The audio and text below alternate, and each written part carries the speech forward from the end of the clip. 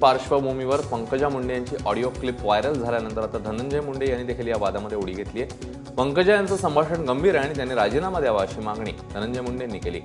कायदा तयार करणारेच कायदा हातात घेत आहेत आणि सत्तेचा गैरवापर सुरू आहे असा देखील आरोप धनंजय मुंडेंनी केलाय। भगवानगडावरील दसरा मेळावा आणि गोपीनाथ मुंडे हे समीकरण होतं।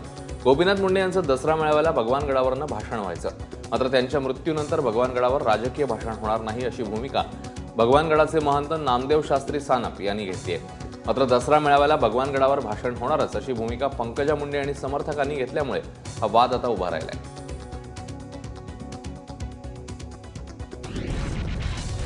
एखाद्याला धमकी देणं हे कुठल्या मंत्र्याला शोभणारं नाही।